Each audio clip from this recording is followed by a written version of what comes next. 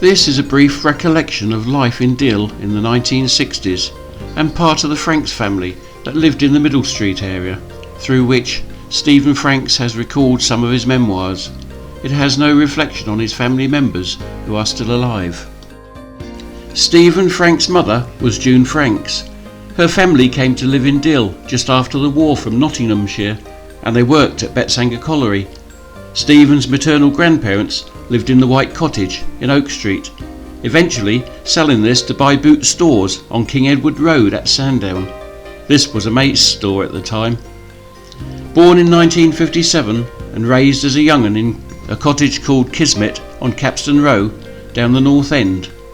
A cottage of great character, given full views of the sea when the front door opened. Stephen's father was Don Franks. He was born in Farrier Street in a cottage called Saltcoats. This cottage is hard to recognise now since its restoration. Stephen's grandparents were Winifred and Leonard Franks. His father, Don Franks, had 2 brothers and 2 sisters. The sisters emigrated to Australia on £10 pom tickets before Stephen was born. Don's 2 brothers, Terry and Roland, remained in Dill. Terry Franks owned the fishing tackle and gun shop on the corner of Coppin Street and Middle Street, and most of Stephen's time in those old days was spent playing with his cousins in the old part of the town. Winifred Franks lived opposite his maternal great aunt and uncle, Betty and Horace Sissons, who ran at that period the Dill Lugger, off licence in Farrier Street. During this period, his uncle and auntie Roland and Irene Franks lived in the old store, a cottage at the seaward end of Farrier Street. Just along the seafront, past Farrier Street, was Mr. MacDonald's. This was a newsagent which also sold confectionery. It was common to get blown in the doors by the strong persistent easterly wind. Old MacDonald seemed ancient in those days. Unfortunately, he was a victim of a robbery which left him in a bad way after being hit with a glass pop bottle. The shop was sold shortly after the attack. Roland Franks bought the shop and converted it into a residential house. Irene Franks worked at Cox's Chemist on the High Street, and Roland worked at Betsanger Colliery. Along with Terry and his wife, Sylvia, they were avid members of the East Kent Motorcycle Club. Terry Franks had a Vincent motorbike, and he and Roland used to travel for miles on them. Walking along Middle Street towards Farrier Street, trying to fly kites in the middle of the road, was difficult with the various wires crisscrossing the narrow street, but plenty of brown paper and tissue made repairs when necessary. In the 1960s, the streets were full of life. Lots of local children played in this part of the town, and it was a haven for having fun. Just across the road from Terry Franks' tackle shop was Bob Abel's boatyard, where clinker-built boats were built. This added to the general noise of the bustling community. Not many holiday makers made it around this part of the town in those days. On the corner of Farrier Street and Middle Street stood Mrs. Crew's fruit and veg shop, with its unmistakable smell of vegetables, which were on display under the front window. It was a great experience, one that you don't come across nowadays.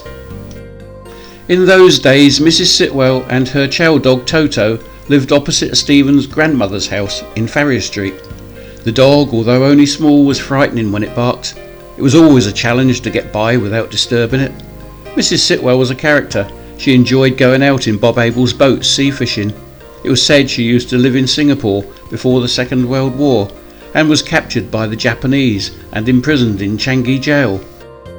Stephen's grandfather, Leonard Franks, was a mining engineer and helped plan the sinking of the coal mine at Betsanger Colliery. He spent a number of years after the completion troubleshooting and solving problems if they arose in the mine. Like many of Stephen's relatives, Don Franks went to the Methodist School in Union Road and then on to Roger Manwood's Grammar School in Sandwich, finally entering the Royal Navy to complete an artificer's apprenticeship like his brother, Roland Franks.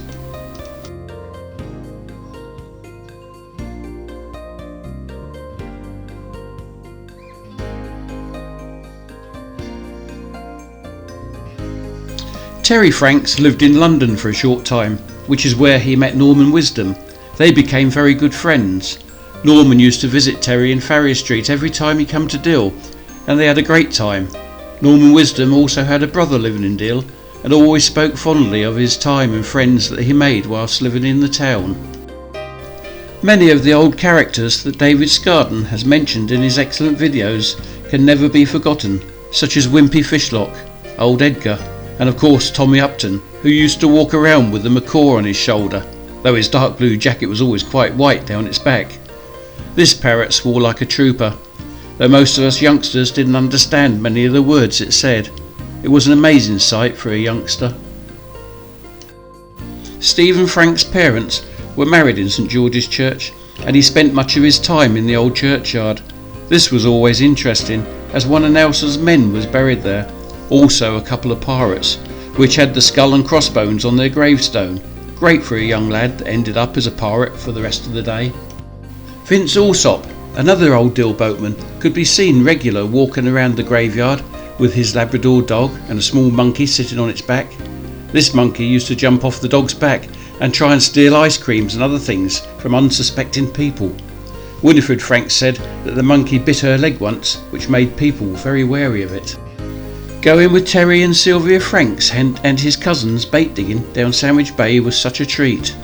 Stephen's uncle Terry Franks had an old Land Rover with a rag top. This was used to go to the bay in, and they travelled the back way over the sand dunes and through the golf links on the old highway. Days never long since gone, but never forgotten. Walking along the beach collecting driftwood, whilst enjoying sixpenny worth of chips and a piece of rig just bought from Scarden's chip shop in Middle Street, was always fun, and at times could be a lucrative business for a young lad with a trolley, dodging the large waves and ending up with tar on your shoes and legs. Stephen's great uncle Reg worked as a crane driver for Balsall's Construction. He recovered the large anchor which Bob Abel found buried in the beach at the top of King Street in the 1960s. This now stands outside the Tyneville Tower. The stories mentioned here are only a very few of many which Stephen Franks has on recollection.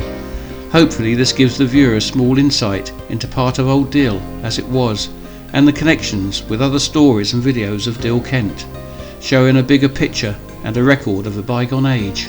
It's a different place now in so many ways, but it was an honour to be born a Dill boy and have the pleasure to know many interesting characters. Many of the people briefly mentioned have long since passed the bar. You can only wonder what they would think of the world today.